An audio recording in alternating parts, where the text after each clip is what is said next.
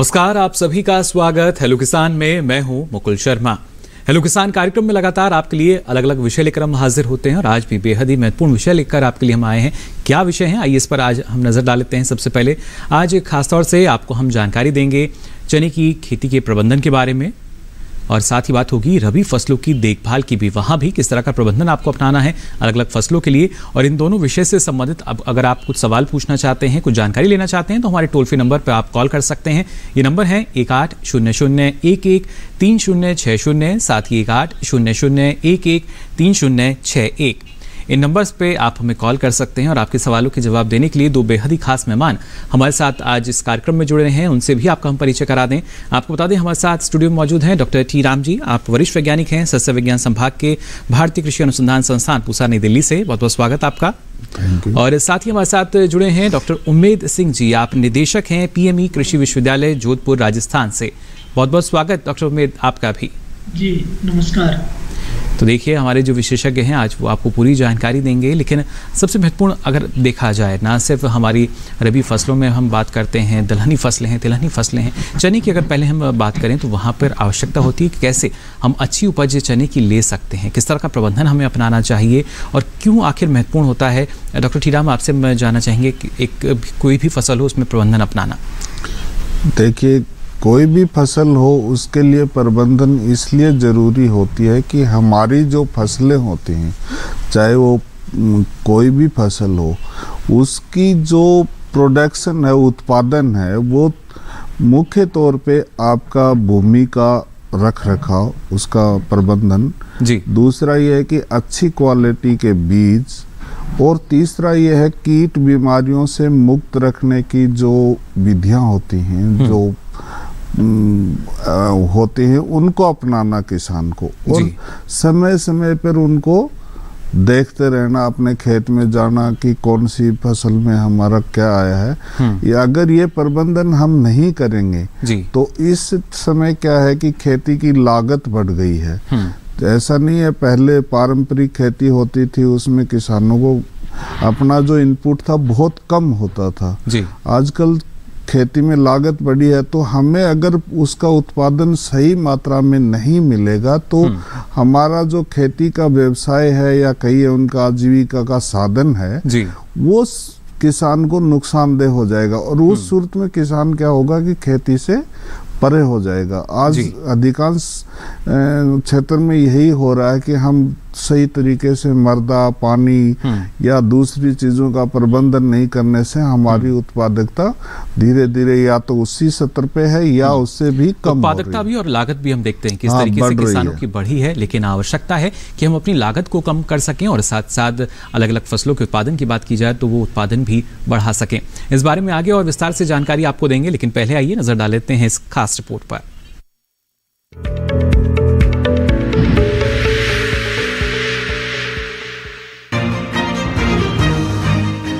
दलहनी फसलों में चना एक महत्वपूर्ण फसल है। ये रबी मौसम की फसल है, इसलिए इसकी खेती शुष्क और ठंडी जलवायु के इलाकों में की जाती है।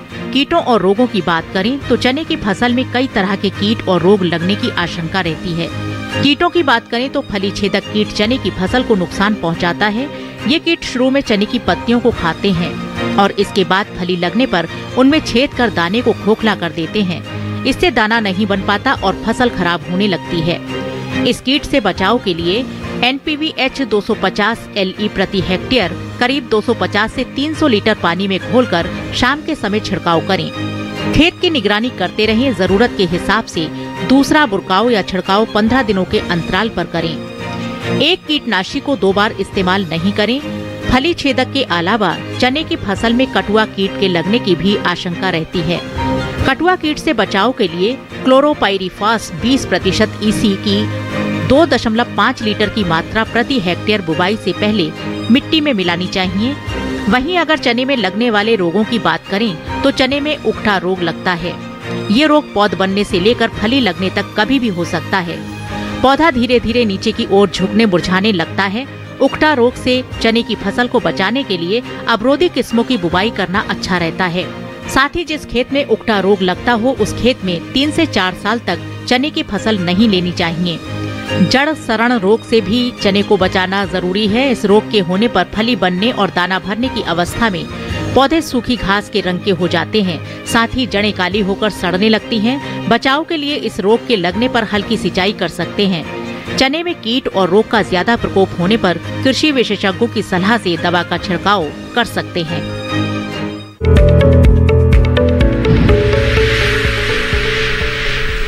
तो जाना आपने किस तरह का प्रबंधन अपनाना जरूरी हो जाता है चने की फसल में, और अच्छा उत्पादन अगर हमें चाहिए तो आवश्यकता यही कि लगातार अपनी फसल की निगरानी हम करते रहें और किसी तरह की कोई समस्या आती है तो उसका जल्द से जल्द समाधान भी किया जाए। इसके साथ ही रबी की जो हमारी दूसरी फसलें हैं वहाँ भी उचित प्रबंधन देखभाल की आवश्यकता होती है। इस बारे में डॉक्टर उम्मेद आपसे और जानकारी हम लेना चाहेंगे। कितना महत्वपूर्ण होता है किसी भी फसल को अगर हम देखते हैं अच्छा उत्पादन हमें मिल पाए, उसके जरिए मुनाफा हम कमा सकें, उसके जो देखभाल है, देखरेख है, वो कितनी अहम हम मान सकते हैं?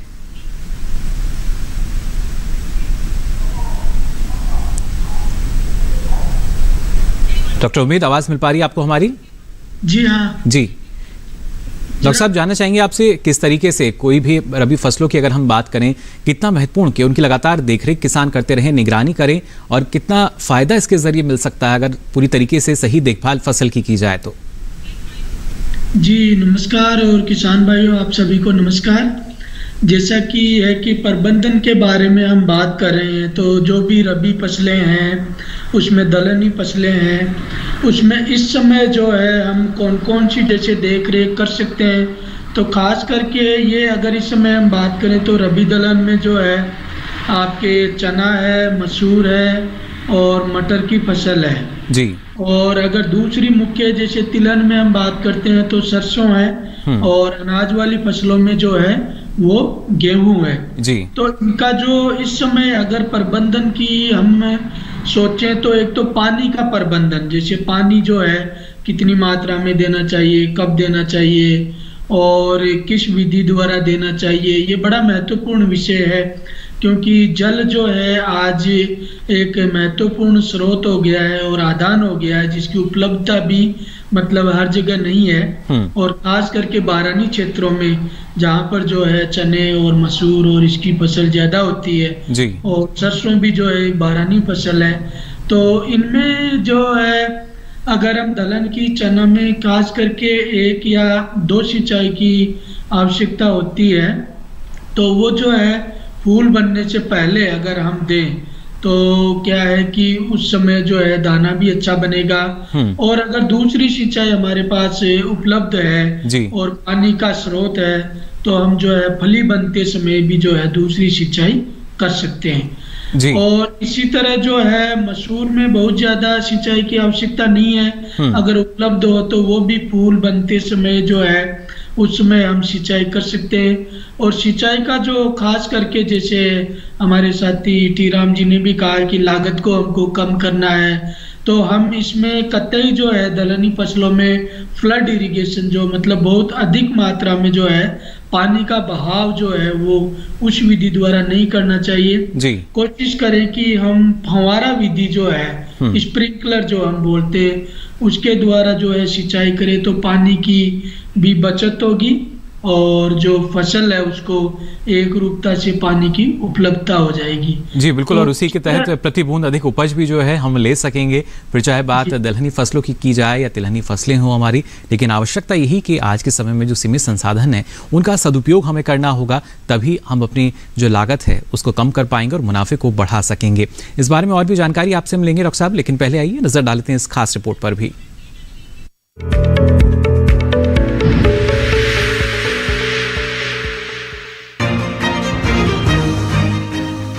इस समय खेतों में रबी फसलें लगी हैं। अच्छी पैदावार के लिए इनमें समसामयिक काम यानी इनकी देखभाल करना जरूरी है। गेहूं की बात करें तो पूरी अवधि में करीब 35 से 40 सेंटीमीटर पानी की जरूरत होती है। इसके बाद छत्रक यानी क्राउन जड़ें निकलने और बालियों के निकलने की अवस्था में सिंचाई काफी जरूरी होती है, नहीं तो उपज पर विपरीत असर पड़ सकता है। गेहूं के लिए आमतौर पर 4 से 6 सिंचाइयों की जरूरत होती है। इसके अलावा गेहूं की फसल को खरपतवार से भी बचाएं। वहीं मसूर की फसल को ज्यादा पानी की जरूरत नहीं पड़ती, लेकिन ज्यादा पैदावार के लिए 1 या 2 सिंचाई देने से पैदावार बढ़ती है। सिंचाई पुष्पावस्था से पहले बुवाई के 40 से 45 दिन बाद करनी चाहिए। अगर बरसात हो जाती है तो तो सिंचाई की जरूरत नहीं होती। ज्यादा पानी होने पर मसूर पर इसका बुरा असर होता है। मसूर की बुवाई के 45 दिनों बाद पहली हल्की सिंचाई करें। इस बात का ध्यान रखें कि खेत में पानी जमा ना हो। इसके लिए खेत में जल निकासी की व्यवस्था करें। वहीं मटर में बुवाई के 35 से 40 दिनों पर पहली सिंचाई करें। इसके बाद जरूरत के हिसाब से सिंचाई कर सकते हैं। इस दौरान खेत की गुड़ाई करना फायदेमंद रहता है। इसके अलावा मटर की नियमित निगरानी करें। सरसों की फसल पर इस समय कीटों के लगने की आशंका रहती है। खासकर माहू और आरा मक्खी सरसों को नुकसान पहुंचाते हैं। इनसे बचाव के लिए कृषि विशेषज्ञों की सलाह से उचित दवाओं का छिड़काव प्रभावित जगह पर कर सकते हैं।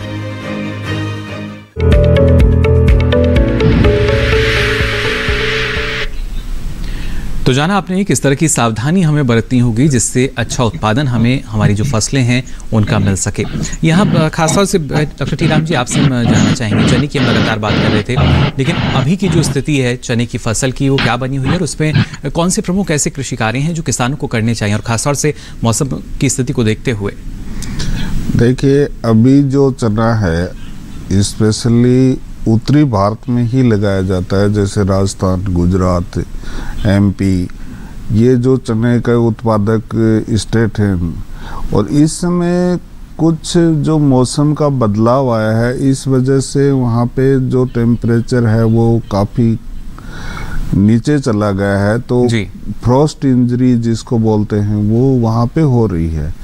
और उससे बचने के लिए किसान भाई क्या करें कि अगर पानी की उपलब्धता है और उनकी भूमि अगर लाइटर है, हैवी जो सॉइल्स होती हैं उनमें तो पानी ना लगाएं, क्योंकि उसमें पानी लगाने से है कि उसमें और ग्रोथ होगी, फिर लॉजिंग की प्रॉब्लम आएगी और जब वेजिटेटिव पोर्शन बढ़ेगा तो उत्पादकता कम हो जाएगी। लेकिन जो एरिया है इसमें मोस्टली जो सॉइल है और स्पेशली जहाँ चना उगाया जाता है वो लाइट सॉइल है, तो इनके अंदर हल्की इरिगेशन लगा देना चाहिए ताकि वहाँ पे वो टेम्परेचर का इफेक्ट कम होगा। दूसरी बात यह है कि 2% गंधक का अम्ल या जिसको सल्फ्यूरिक एसिड बोलते हैं उसका छिड़काव किसान भाई जहाँ जहाँ भी पाला पड़ने की आशंका है वहाँ पे उसको करें।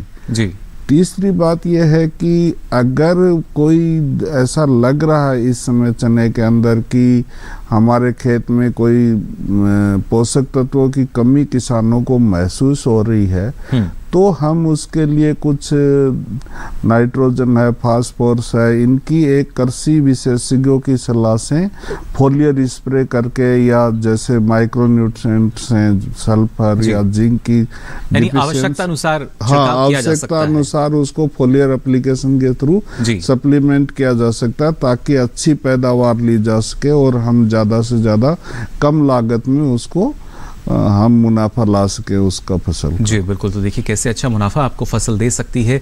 साथ ही यहाँ डॉक्टर उमेद जी आपसे भी हम जानना चाहेंगे, अगर मसूर की भी अगर खास तौर से बात की जाए, आपने बताया कि क्योंकि दलहनी फसल है सिंचाई की उतनी आवश्यकता नहीं होती और एक और फ़ायदा ये होता है कि कहीं ना कहीं जो हमारी खाद की आवश्यकता रहती है काफ़ी हद तक उसको भी हमारी दलहनी फसलें पूरा करती हैं, नाइट्रोजन की अगर बात की जाए। लेकिन और कौन से ऐसे पोषक तत्वों की आवश्यकता होती है जिससे अच्छा उत्पादन हम ले सकें और कैसे उसकी जाँच किसानों को करनी चाहिए? कि खास तौर पर क्या है, किसान या तो नाइट्रोजन है या फास्फोरस है, पोटाश है, उसकी मात्रा जो है बुआई के पहले ही दे देते हैं। और इसके बाद जो अगर कमी के लक्षण आते हैं तो वो मतलब उनको पता नहीं रहता कि अब क्या करें इस अवस्था में, कि जब पौधा बड़ा हो गया, 40 दिन का हो गया, 45 दिन का हो गया या 30 दिन का, कि उसके बाद अब अगर कोई कमी के लक्षण आते हैं तो क्या करें।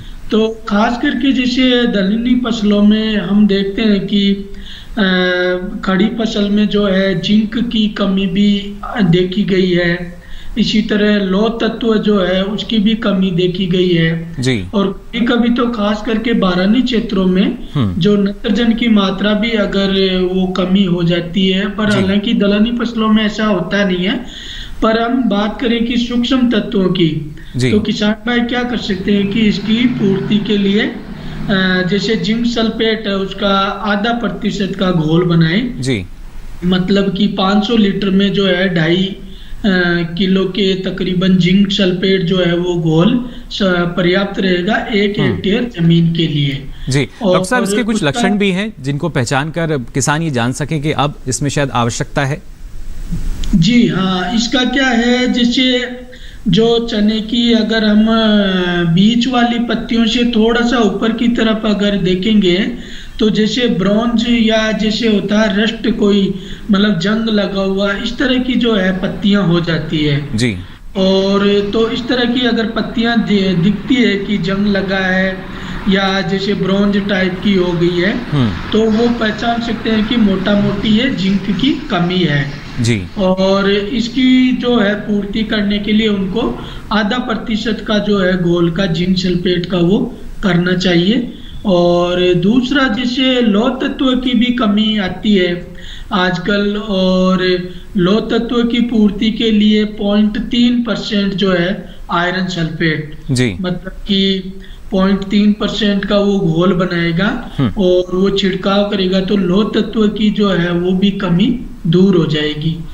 और इसी के साथ जैसे इसका लक्षण भी मैं बता देता हूँ, इसमें भी क्या होता है, लौह तत्व की कमी होने पर पौधा जैसे पीलापन तो लेता है पर इसमें क्या होता है, जैसे वेन्स होती है पत्तियों की, वेन जो नसें होती है ना जी, वो हरी रह जाती है और बाकी 2 वेन के बीच का जो हिस्सा है वो पूरा पीला हो जाता है। ये एक खास इसका लक्षण है। जबकि हम अगर देखते हैं गंधक की कमी है तो मतलब वेन्स जो है, नसें हैं, वो भी पीली हो जाती है, मतलब पूरी की पूरी ऊपर वाली जो पत्तियां हैं वो पीली हो जाती है। तो इसके जरिए पहचान यानी हमारे किसान जो है वो कर सकते हैं कि आपकी जो फसल है उसमें किस सूक्ष्म पोषक तत्व की कमी है और उसकी पूर्ति आप समय से करें जिससे अच्छा उत्पादन आपको समय रहते मिल सके। साथ ही यहाँ डॉक्टर टीराम जी, आपसे भी हम समझना चाहेंगे, जैसे आपने बताया कि किस तरह की अवस्था रहती है, लेकिन क्या अभी जो अवस्था है हमारी चने की फसल की, उसमें भी किसी तरह के रोग या बीमारी आने की संभावना रहती है? हाँ, इसमें क्या होता है कि जितने भी आपके इंसेक्ट हैं जो उनका प्रकोप अभी नहीं आया है लेकिन आने वाले समय में होगा, तो उसके जो इंसेक्ट के जो पतंगे बोलते हैं जिसको हम हिंदी में, तो वो अभी कुछ दिनों के बाद में खेतों में या जहाँ पे लाइट होंगी उसके पास में आपको उड़ते हुए नज़र आएंगे। वही जाके बाद में क्या करते हैं कि जो हमारा कटवर्म है, सेमी लूपर है जी, बाकी जो इंसेक्ट है उनको वो होती है। तो इसके लिए हम पहले से ही लाइट ट्रैप है या फेरोमोन ट्रैप है उसका हम अपने खेतों में इंस्टॉलेशन कर दें और जब भी वो पतंगे उनको उड़ते हुए दिखाई दें जी, तो उसको हम पहले से ही अपना वो तैयार रखें किसान और उसको ट्रैप करें। तीसरी बात यह है कि जैसे ही कोई पॉड बोरर है, सेमी लूपर है या कटवर्म है, ये क्या होता है कि इसकी लार्वी जब किसान को आती है उसमें किसान इतना ध्यान नहीं देता। एक दर्शक हमारे साथ जुड़ चुके हैं यहाँ पर, डॉक्टर साहब इनका सवाल हम लेते हैं। श्याम बाबू जी हमारे साथ जुड़े हैं सीतामढ़ी बिहार से, बहुत बहुत स्वागत आपका। क्या जानना चाह रहे हैं? हेलो हेलो सर जी, सवाल पूछ सकते हैं आप अपना। सर मेरा मसूर जो है लाल लाल हो गया है जी। सर मेरा मसूर लाल लाल हो गया है जी, अब विकास नहीं कर रहा है, इसको क्या करें? बढ़वार उसमें नहीं हो पा रही है। मेरा मसूर जो है लाल लाल हो गया और विकास नहीं कर रहा है, उसके लिए क्या करें? चलिए ये बताइए, आपके जो मसूर के खेत में पानी भरा हुआ है क्या अभी? श्याम जी, आपकी जो फसल है उसमें पानी तो नहीं है अभी? जी नहीं। जैसे बरसात हुई हो और उसकी वजह से या कहीं से पानी ज्यादा भरा हुआ हो? जी, अभी उनके साथ हमारा संपर्क फिलहाल डॉक्टर साहब टूट चुका है यहाँ पर। अच्छा। मैं चाहूंगा इस बारे में अगर आप जानकारी दें हमें।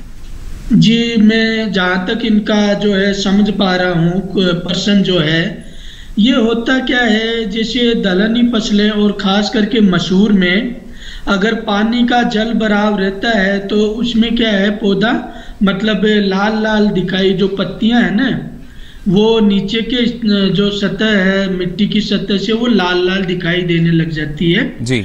और इसमें पिगमेंटेशन जो हम बोलते हैं वो हो जाता है। इसका कारण क्या है? एक तो पानी भरने से वो जड़ों में सफोकेशन होता है और ऑक्सीजन की कमी होती है। जैसे दलहन में राइजोबियम आप जानते हैं जीवाणु होता है जो लाभदायक होता है जड़ ग्रंथियों में और पौधे को मदद करता है नत्रजन स्थिरीकरण में। तो कभी भी हम इसीलिए कहते हैं कि दलहनी फसलों में कभी भी भारी सिंचाई नहीं करना चाहिए। एक कारण ये भी हो सकता है कि इन्होंने जो पलेवा है वो भारी कर दिया हो उस समय तो उस समय उस वजह से नमी ज्यादा है। दूसरा कारण ये भी हो सकता है कि इन्होंने जो है अभी कच्ची जैसे जल्दी अगर सिंचाई कर देते हैं मसूर में और चना में तो वो क्या होता है इस तरह लाल लाल जो पौधा हो जाता है। तो कभी इसलिए हम कहते हैं कि दलहन में पहली सिंचाई जो है कभी जल्दी नहीं देनी चाहिए गेहूं की तरह। जैसे समय का यानी हमें ख्याल रखना होगा और उसके साथ साथ विशेष सावधानी ये कि लगातार आप निगरानी भी करते रहें और इसी तरह के अगर कुछ लक्षण आपको नजर आते हैं तो जो कृषि विशेषज्ञ हैं आपके निकटतम कृषि विज्ञान केंद्र है आप वहां जाकर भी उनसे संपर्क कर सकते हैं सलाह ले सकते हैं। आगे भी आपको हम जानकारी देंगे लेकिन यहाँ रुकने एक छोटे से ब्रेक के लिए जल्द हाजिर होंगे। आप बने रहिए दूरदर्शन किसान पर।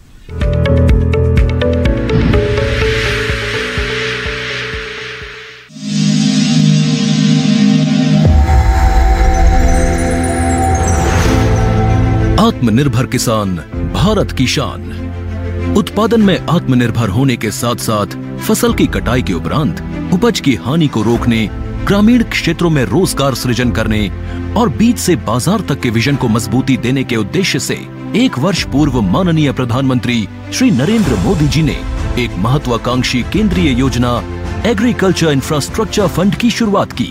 इस आधुनिक इंफ्रास्ट्रक्चर से कृषि आधारित उद्योग लगाने में एक बहुत बड़ा बदलाव आएगा और बहुत बड़ी गति आएगी। साथियों, अब हम उस स्थिति की तरफ बढ़ रहे हैं जहां गांव के कृषि उद्योगों से फूड आधारित उत्पाद शहर जाएंगे और यही तो आत्मनिर्भर भारत अभियान का संकल्प है। एग्रीकल्चर इंफ्रास्ट्रक्चर फंड से पात्र लाभार्थी गोदामों का निर्माण कर सकते हैं, छटाई या ग्रेडिंग इकाई, पैकिंग हाउस, सप्लाई चेन और कोल्ड चेन जैसी सुविधाएं या फिर प्राथमिक कृषि प्रसंस्करण केंद्र की स्थापना कर सकते हैं। इस योजना के तहत पात्र लाभार्थियों को 2 करोड़ रुपए तक के ऋण पर अधिकतम 7 वर्ष के लिए ब्याज में 3% तक की छूट दी जा रही है। ऋण पुनर्भुगतान के लिए 6 महीने से 2 वर्ष तक मोरेटोरियम की सुविधा भी उपलब्ध है। इस योजना ने अब तक सफलता की कई मिसालें कायम की हैं, जैसे कि मध्य प्रदेश के लाभार्थी श्री विपिन त्रिपाठी ने एग्रीकल्चर वेस्ट से बायोफ्यूल बनाने का इनोवेटिव प्राइमरी प्रोसेसिंग सेंटर लगाया है। लोन मिलने की वजह से हम समय पर सारी मशीनों का प्रोक्योरमेंट और सारा सिविल वर्क टाइम पे करवा पाए, जिससे ये प्रोजेक्ट को लगाना संभव हो पाया। राजस्थान के लाभार्थी श्री यशवर्धन मुंद्रा ने सॉर्टिंग एंड ग्रेडिंग यूनिट लगाकर रोजगार के अवसर पैदा किए हैं। कर्नाटक की महिला उद्यमी श्रीमती ममता वी ने प्राइमरी प्रोसेसिंग सेंटर लगाकर प्रगति की नई राह चुनी है। ಸಣ್ಣ ಪುಟ್ಟ ಉದ್ಯಮಿಗಳನ್ನ ಮತ್ತಷ್ಟು ಅಗ್ರಿಕಲ್ಚರಲ್ಲಿ ಹೆಚ್ಚು ನಾವು ಇನ್ನಷ್ಟು ಸಾಧನೆ ಮಾಡಲಿಕ್ಕೆ ಕಾರಣಕಾರಕವಾದಂತ ಈ ಅಗ್ರಿಕಲ್ಚರಲ್ ಇನ್ಫ್ರಾಸ್ಟ್ರಕ್ಚರ್ ಫಂಡ್ ಇಂದ ನಮ್ಮ ಇನ್ನಷ್ಟು ಯೋಜನೆಗಳು ಆಯೋಜನೆಗಳು ಉತ್ತಮಗೊಂಡಿದೆ।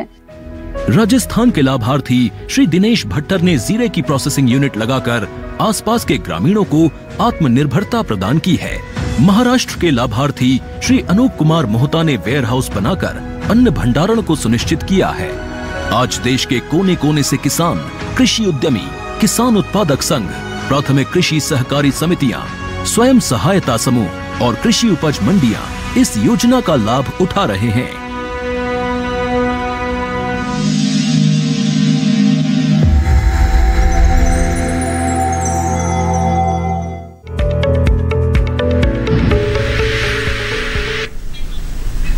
ब्रेक के बाद आप सभी का एक बार फिर स्वागत। हेलो किसान में लगातार आपको हम जानकारी दे रहे हैं चने की खेती में किस तरह का प्रबंधन आपको अपनाना चाहिए और साथ ही हमारी रबी की जो फसलें हैं वहां पर किस तरह की देखभाल की अभी आवश्यकता है जिससे अच्छा उत्पादन आप ले सकें।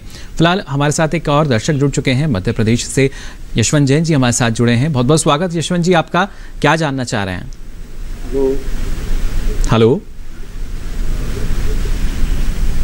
यशवंत जी, आवाज मिल पा रही है आपको हमारी? हाँ, नमस्कार साहब। हेलो किसान में मैं आपको नमस्कार करता हूँ। जी नमस्कार, सवाल पूछ सकते हैं आप अपना। जो हमारे वैज्ञानिक है उनको नमस्कार करता हूँ। नमस्कार जी, आपको भी। हमारे यहाँ जी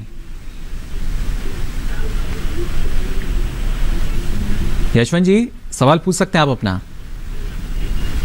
हमारे यहाँ पर साहब पाला और वो पड़ रहा है तुषार, उसमें हमारे यहाँ की फसल नष्ट हो रही है, उसके लिए हम क्या करें आप बताएं। जी, कौन सी फसल आपने ली हुई है अभी?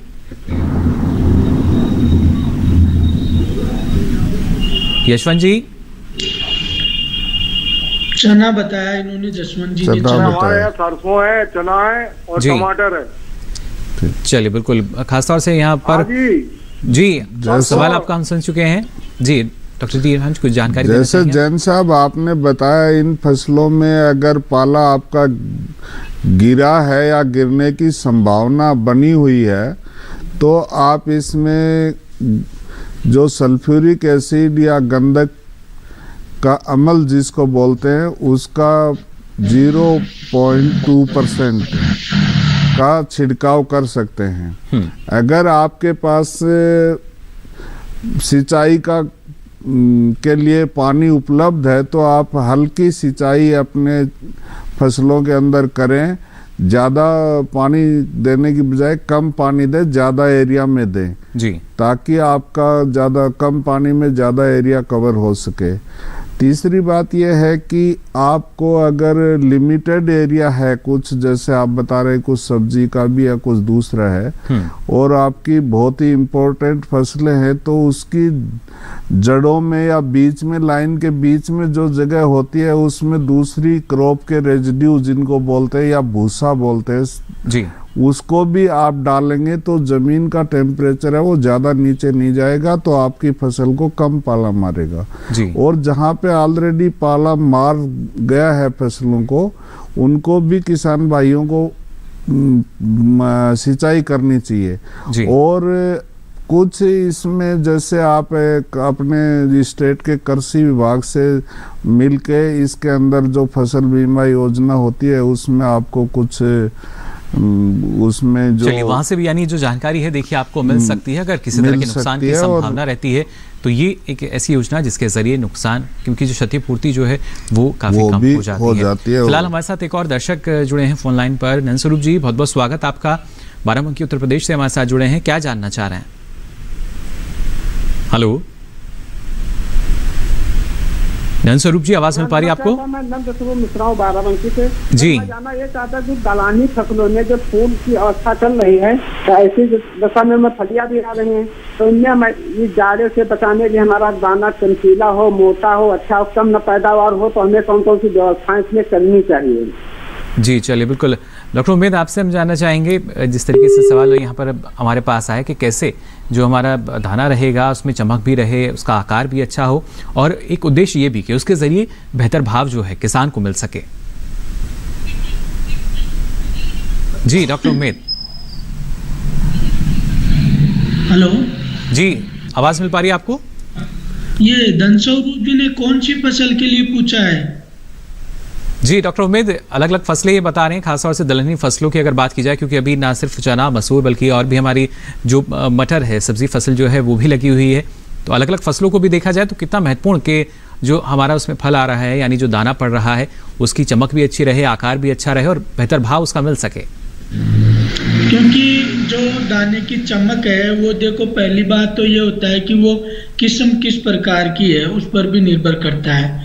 जैसे हम ये आजकल जो दाल वाले मटर की अब अगर हम बात करते हैं तो जैसे IPFD 10-12 है और इस तरह के हरे दाने ही रहते हैं, इस तरह का मटर भी आता है जी। जो हम जैसे कैनिंग करते थे, पहले कैनिंग करके हरा रखते थे, अब आजकल इस तरह भी जो भारतीय दलहन अनुसंधान संस्थान कानपुर ने विकसित की है कि जिसका मटर का दाना ही हरा होता है, तो उस तरह की भी आप जो है किस्म ले सकते हैं, तो जिसकी चमक भी और जहां तक जैसे अगर हम सामान्य बात करते हैं कि दाना की जो है चमक वो है, वो देखिए कोई भी फसल हो उसमें पहले तो उसका जो है उन्नत प्रजाति का बीज हो, और उसके अलावा जो है समय पर हमको उसको खाद देना चाहिए, समय पर उसको उर्वरक दे, उचित मात्रा में उसको उर्वरक दें और सिंचाई समय पर करें, उसको कीट और रोगों से बचाए रखें, तो स्वतः ही जो है दाना भी अच्छा रहेगा,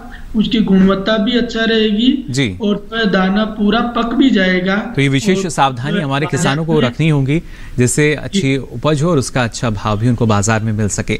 फिलहाल एक और दर्शक हमारे साथ जुड़ चुके हैं फोन लाइन पर। बहुत बहुत स्वागत आपका हरि सिंह जी, क्या जानना चाह रहे हैं?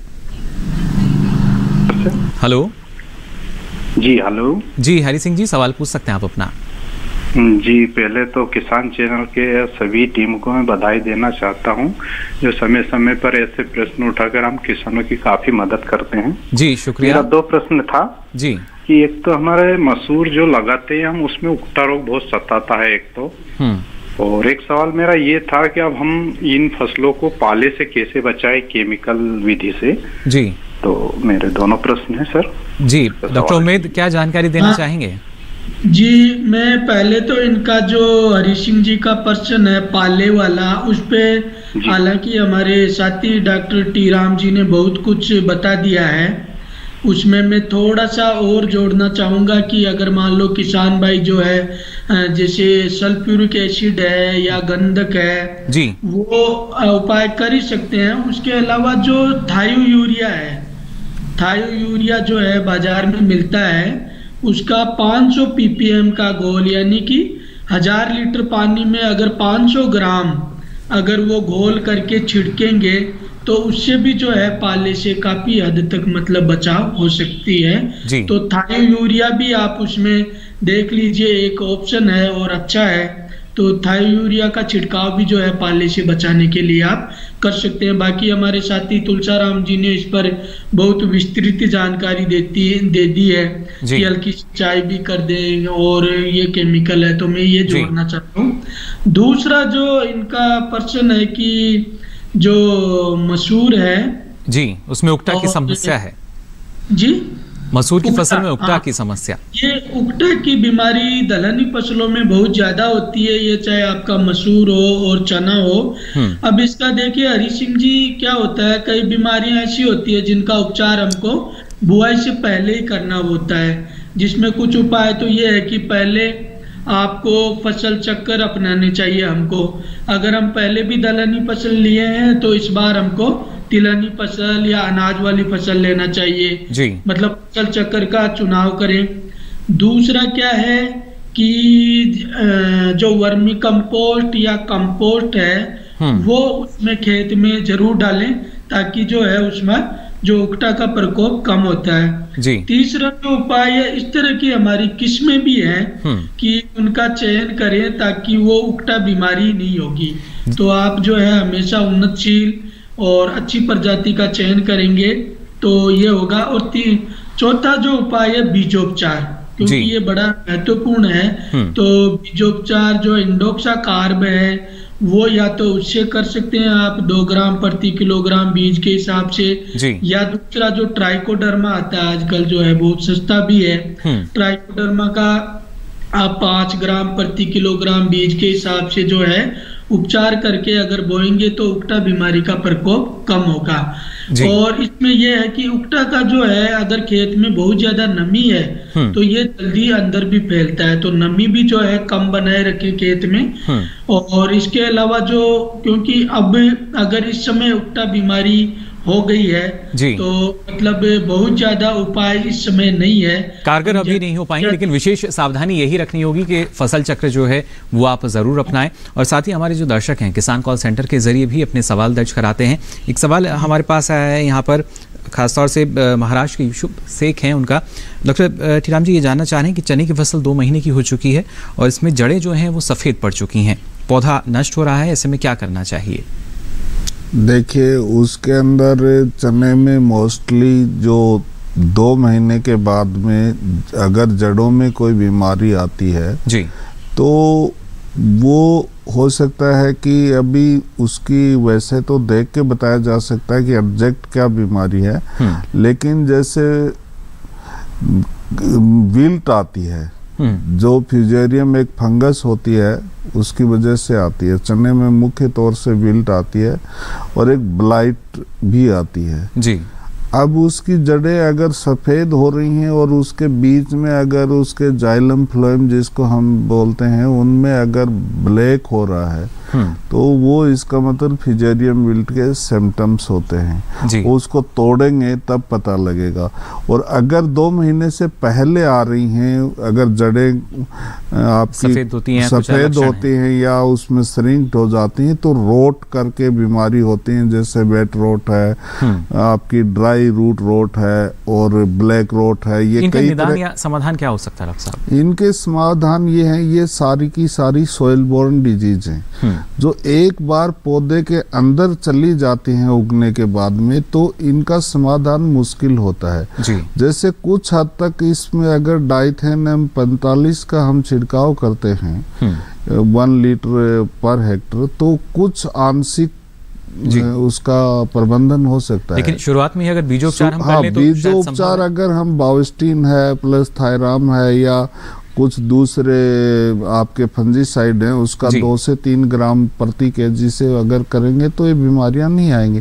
दूसरी बात, इसमें जितनी भी सोइल बोर्न बीमारी हैं। चलिए, एक दर्शक हमारे साथ जुड़ चुके हैं फोन लाइन पर। राकेश जी हमारे साथ जुड़े हैं जींद हरियाणा से। राकेश जी, बहुत बहुत स्वागत आपका। क्या जानना चाह रहे हैं? हेलो हेलो जी, सवाल पूछ सकते हैं आप अपना। हेलो नमस्कार जी। जी नमस्कार। गेहूं की फसल में पानी लगाने से पहले यूरिया खाद देने के बाद में जी? क्या आवाज नहीं है जी। गेहूं की फसल में कुछ समस्या बता रहे हैं आप?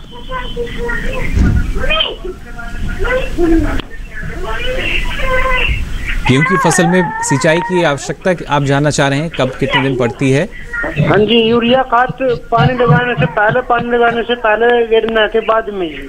चलिए, बिल्कुल। डॉक्टर उम्मीद, यहाँ हमारे साथ जो दर्शक जुड़े हैं राकेश जी जानना चाह रहे हैं कि पानी से पहले यूरिया हम लगा दें या उसके बाद जो यूरिया है वो फसल में दें। गेहूं की फसल इन्होंने ली है जी। हाँ, राकेश जी ने पूछा है कि गेहूं की फसल में, तो ये है, देखो गेहूं की फसल और जहाँ ये हरियाणा से है तो इसमें गेहूं में अगर हम मोटा मोटी बात करें तो 120 किलोग्राम से लेके 150 किलोग्राम नत्रजन जो नाइट्रोजन है प्रति हेक्टेयर हमको जरूरत पड़ती है जी। तो इसका सीधा तरीका यह है कि जो अगर जैसे यहाँ हरियाणा में है तो सीधी सी बात है कि इनके सिंचाई के अच्छे साधन है और ये 120 किलो से 150 किलो नाइट्रोजन है वो यूरिया के द्वारा ही देते हैं जी। तो इनको क्या है, जैसे बुआई से पहले इन्होंने 1/3 जो है नत्रजन की मात्रा दे दी होगी, वो मोटा मोटी यही करते हैं ज्यादातर किसान। अब जो 1/3 जो इनको नत्रजन देना है यूरिया के द्वारा वो पहली सिंचाई के समय दें। अगर पहली सिंचाई भी जैसे इनकी चली गई, मान लो 20-25 दिन की फसल पे दी होगी, तो अब जो 1/3 बच गया है वो दूसरी सिंचाई के समय इनको देना है। और ये जो है ध्यान रखें, यूरिया कभी भी जो है वो सूखी जमीन में, सूखी मिट्टी में नहीं देना चाहिए क्योंकि उसका घुलना जरूरी है, तो इसलिए पानी नमी होना जरूरी है।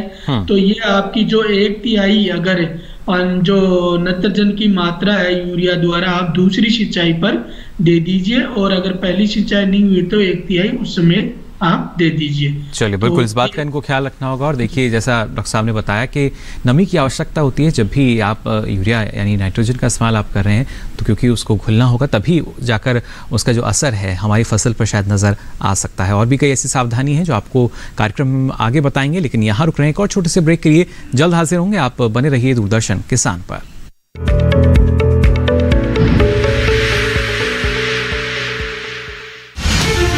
अन्नदाता किसानों की खुशहाली और उनकी आय में बढ़ोतरी के लिए भारत सरकार लगातार प्रयासरत है।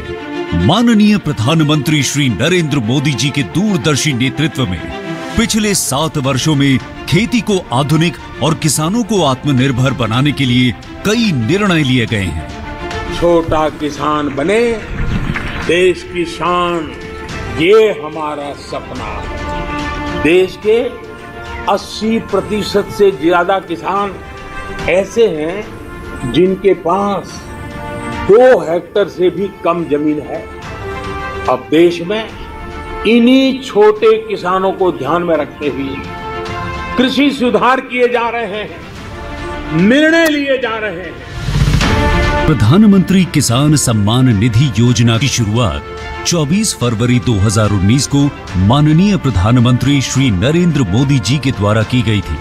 पीएम किसान योजना का पूरा खर्च भारत सरकार वहन करती है। इसके तहत लाभार्थी किसानों को हर साल 6,000 रुपए की सम्मान राशि 2,000 रुपए की 3 समान किस्तों में सीधे उनके बैंक खातों में हस्तांतरित की जाती है।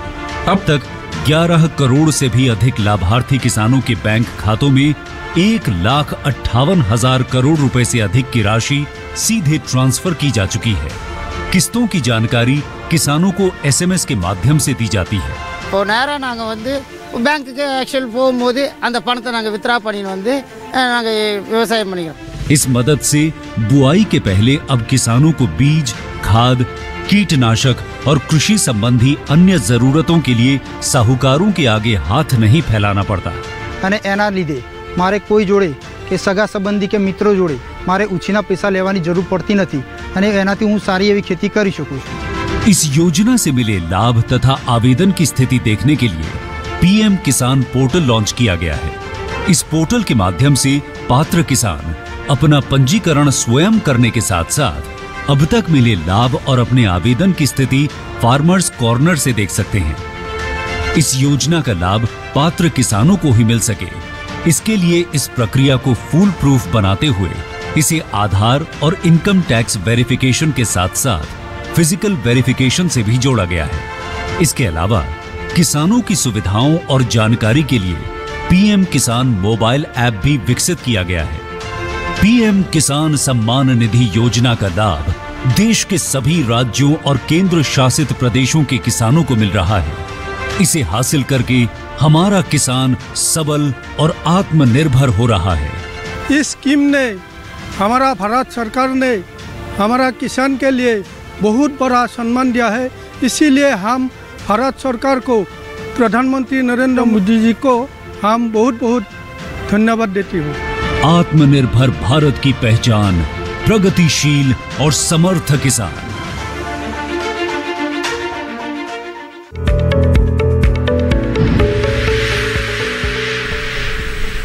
तो ब्रेक के बाद आप सभी का एक बार फिर स्वागत हेलो किसान में। लगातार आपको हम जानकारी दे रहे हैं हमारी जो रबी फसलें हैं उसमें किस तरह की देखभाल की अभी आवश्यकता है और खासतौर से चने की जो खेती हमारे किसान कर रहे हैं किस तरह का प्रबंधन उनको अपनाना होगा। फिलहाल एक दर्शक हमारे साथ जुड़े हैं फोन लाइन पर। बहुत बहुत स्वागत आपका। राहुल जी, क्या जानना चाह रहे हैं? बालाघाट मध्य प्रदेश से हमारे साथ जुड़े हैं। राहुल जी, आवाज मिल पा रही है आपको हमारी? हाँ सर, मिल रही है सर आवाज। जी, सवाल पूछ सकते हैं आप अपना। सर, चने की फसल में जो ग्रे मोल्ड रोग लगता है सर, उसके बारे में जानकारी चाहिए थी सर। हमने मटर की फसल लगा के रखी है सर, तो हमने बीज उपचार नहीं किए थे सर सोविंग के टाइम में जी। अभी उसमें विल्ट की दिक्कत आ रही है सर। चने में कौन सा रोग आप बता रहे हैं? चने में ग्रे मोल्ड है sir, grey mould. Grey mould जी। अब साहब कुछ जानकारी आप देना चाहेंगे इस बारे में? देखिए, आपको जहाँ विल्ट की प्रॉब्लम बता रहे हैं मटर में, तो उसके लिए आप क्या करेंगे कि उस खेत में क्रॉप रोटेशन अपनाना ज़रूरी है। और उस खेत में अभी जैसे एक बार विल्ट हो जाता है तो उसमें यही आपका बेस्ट उपाय है कि जिन पौधों के अंदर आपका लगा है, मुरझा रहे हैं पौधे, उनको उखाड़ के खेत से बाहर फेंक दीजिए जी, ताकि उसका कुछ आंशिक फैलाव है वो कम हो जाएगा। और अगर खेत में ऐसा हर साल आपका हो रहा है तो उस खेत के अंदर आप समर प्लोइंग कीजिए। और उस समय आप खेत को समर प्लोइंग के समय अगर गर्मियों में रखेंगे तो उसमें आपकी विल्ट की प्रॉब्लम कम हो जाएगी। जो आपका उसका फंगस का इनोकुलम जिसको बोलते हैं, जो खेत में बना रहता है, वो कम हो जाएगा या खत्म हो जाएगा। फसल चक्कर अपनाइए। और बाकी चीज़ें ये हैं कि उसके अंदर इसके साथ साथ आपको बहुत सारी वैरायटीज हैं जो किसी पर्टिकुलर बीमारी के अगेंस्ट रेजिस्टेंट होती हैं, यानी तो जिन किस्मों में रोग प्रतिरोधक क्षमता अच्छी है, उनका अच्छी होती है, उनका आप कृषि विशेषज्ञों की सलाह के अनुसार आप अपने क्षेत्र की जो अच्छी उत्पादक वैरायटी है, उनमें भी बहुत सारी वैरायटी ऐसी है जो बीमारी विशेष के अनुरूप जो है वो संस्थान तैयार करते हैं जी। तो इसकी करीब करीब बहुत आप देखेंगे कि आप चने में या टोटल पल्सेज में तो मतलब 100 से ज़्यादा हर फसल की वैरायटी किस्में होती हैं। बिल्कुल अलग अलग किस्में हैं, देखिए उनका चयन आप कर सकते हैं अपने क्षेत्र के अनुसार भी। फिलहाल एक और दर्शक हमारे साथ जुड़े हैं बिहार के पटना से। बहुत बहुत स्वागत आपका हेलो किसान में। क्या जानना चाह रहे हैं? अमित जी, आवाज़ मिल पा रही है आपको? जी, सवाल पूछ सकते हैं आप अपना।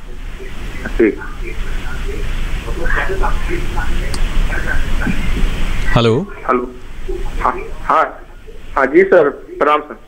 जी नमस्कार। नमस्कार सर। हेलो जी अमित जी, सवाल पूछ सकते हैं आप अपना। हेलो, हाँ सर, कह रहे हैं कि चना मसूर में और चना में जो उगता रोग लगता है जी, मसूर और चना में उगता रोग। हेलो जी, उगता की समस्या आप बता रहे हैं, मसूर और चने की फसल में आ रही है?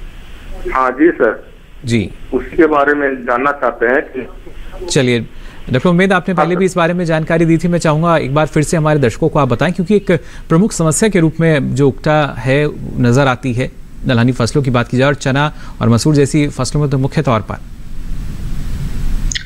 जी हाँ, अमित जी को जैसे पहले भी बताया उगता के बारे में, और देखो मुख्य उपाय तो वही थे कि आपको फसल चक्र अपनाना था, और आपको जैसे खेत में जो है कंपोस्ट और खाद कम से कम 5 टन प्रति हेक्टेयर के हिसाब से देंगे तो इसका प्रकोप कम होगा जी। इसी तरह बीजोपचार जैसे कार्बेंडाजिम से, ट्राइकोडर्मा से, और इस समय अभी जैसे बहुत ज्यादा उपाय तो नहीं है, पर आप एक काम कर सकते हैं कि तो मेटालेक्सिल 8% और मैंकोजेब 64% जो घुलनशील पाउडर आता है, ये मिक्स आता है दोनों का, मतलब मेटालेक्सिल का और मैंकोजेब का, इन दोनों को आप अगर 2 ग्राम प्रति लीटर के हिसाब से घोल बनाकर ड्रेंचिंग कर सकते हैं तो जो है कुछ हद तक जो है उसको आगे बढ़ने से जो है बीमारी को रोक सकते हैं। कौन रोकथाम तो नहीं कर सकते। दूसरा, अगर टेबुकोनाजोल भी आता है जो 25.9% ईसी का है, वो 1 मिलीलीटर प्रति लीटर पानी में घोल बनाकर उसका भी अगर आप छिड़काव कर सकते हैं जी, तो ये दोनों में से जो भी आपको सहूलियत लगे। और डॉक्टर उम्मेद, एक और सवाल हमारे पास है जो किसान कॉल सेंटर पर हमारे दर्शकों ने पूछा है। बिहार से गणेश नारायण ठाकुर जी हैं और इनका सवाल है कि इनकी मसूर की जो फसल है 2 महीने से ऊपर की हो चुकी है, पौधा 2 से 3 इंच का हो चुका है, इसमें कांटेदार चौड़ी पत्ती वाला खरपतवार जो है वो इनको नजर आ रहा है। इसके लिए कौन सी दवा का प्रयोग किया जाए जिससे इसका नियंत्रण हो सके? जी मुकुल जी, ये देखो दलहनी फसलें हैं, उनमें खरपतवार नियंत्रण के लिए जहां तक हम अगर कोई दवाई या जो हम बोलते हैं शाकनाशी, विटीसाइड, हर्बिसाइड की अगर हम बात करते हैं तो इसमें एक बड़ा ही कारगर जो है वो पेंडिमेथलिन है जी। जो पेंडिमेथलिन की मतलब 5 मिलीलीटर दवा 1 लीटर पानी में मिलाकर वो बुआई के तुरंत बाद मगर अंकुरण से पहले पहले करनी थी जी। तो ये जो है, अब अगर ये बता रहे हैं कि इनकी फसल खड़ी है और अब ये करना चाहते हैं तो इस समय जो है इस तरह का अभी खरपतवार नाशी जो कारगर है वो है नहीं, क्योंकि ये आगे से आपको ध्यान रखना है अगली बार कि बुआई के तुरंत बाद आपको पेंडिमेथलिन का छिड़काव करना है और वो भी बुआई के तुरंत बाद मगर अंकुरण होने से पहले पहले, मगर मतलब 72 घंटे से पहले पहले करना है। इस समय आप ये कर सकते हो कि खुरपी द्वारा या जो है इस तरह जो निराई गुड़ाई करके उसके द्वारा ही आपको ये खरपतवारों को निकालना पड़ेगा, क्योंकि इसमें अभी कोई केमिकल हर्बिसाइड जो है इस तरह का बहुत कारगर तो विकल्प जो है वो निराई गुड़ाई का है, काफ़ी कारगर भी है अगर आप इसको सही ढंग से करेंगे तो। साथ ही हम रक्षीराम जी आपसे भी हम जानना चाहेंगे किस तरीके से हमारे जो किसान हैं और अच्छा उत्पादन ले सकते हैं, क्योंकि गुणवत्ता युक्त उत्पादन अगर लेना होगा तो उसके बाद ही एक बेहतर भाव बाजार में मिल सकता है। देखिए, स्पेशली दलहनी फसलें हैं, उनमें अभी जैसे उत्तरी भारत में हमारा जो भी एरिया है वो रेनफेड है और इस बार बारिश भी नहीं हुई है, तो आने वाले समय में किसान भाई क्या करें, उनके अंदर जो निराई गुड़ाई है वो अवश्य कर दे, खरपतवार निकालें, ताकि जो भूमि में नमी है वो पौधा ही ले और उसके अंदर जो आपका बोलते हैं एरेशन, जिसको बोलते हैं कि पौधा आराम से सांस ले सके, उसकी जड़ें जी वो भी बढ़ जाती है और ये काफी कारगर है। और दर्शक और हमारे साथ जुड़ चुके हैं, जल्दी से सवाल ले लेते हैं। दलपत सिंह जी हमारे साथ जुड़े हैं मध्य प्रदेश से, बहुत बहुत स्वागत आपका। क्या जानना चाह रहे हैं दलपत जी? हेलो हेलो दलपत जी, आवाज मिल पा रही है आपको हमारी? सर जी, मैं एक आपसे निवेदन करना चाहता हूं कि चने की जो फसल है जी, उसमें आवाज मिल रही है आपकी? हेलो, आवाज नहीं मिल रही सर जी। सुन पा रहे हैं आपको? हाँ, उसमें जो कुछ पौधे जो है सूख रहे, नींबू पीले कलर के हो करके, पीला रंग उसमें नजर आ रहा है आपको? हाँ, और एक प्रश्न और है जी।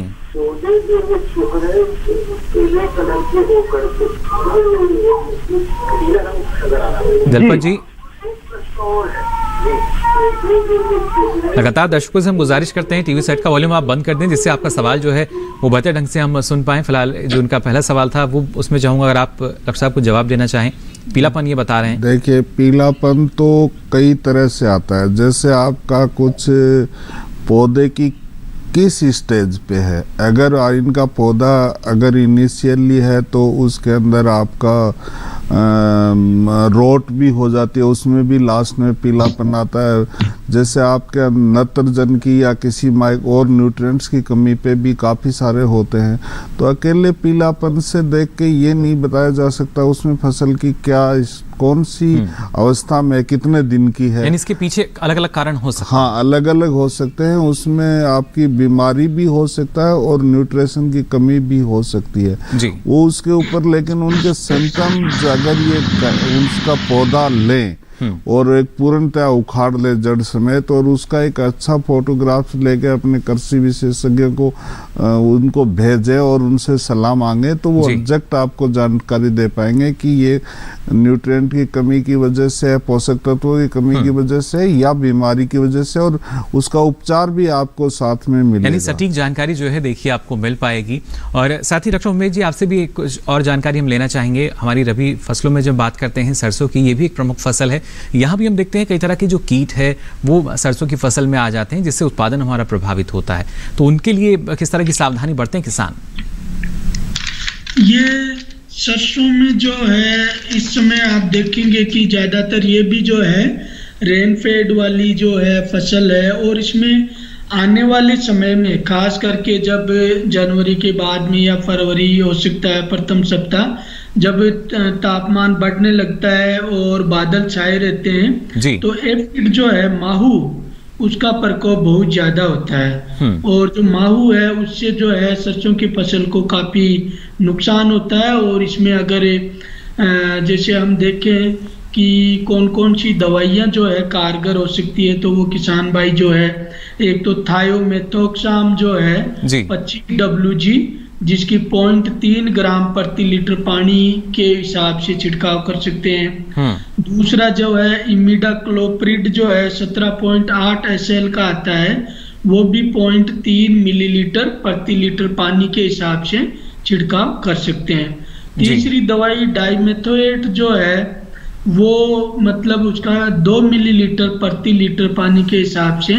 तो इसमें जो है जो सरसों में एफिड है, माहू है, इस बीमारी जो कीट है इसका उपचार कर सकते हैं। पर किसान भाइयों को एक सलाह और देंगे कि वो एहतियात के तौर पर, क्या होता है कि सरसों में आप देखते होंगे मधुमक्खियां बहुत होती है, तो जो मधुमक्खियां हैं वो परागण का काम भी करती है और रस चूसती है, शहद बनाती है।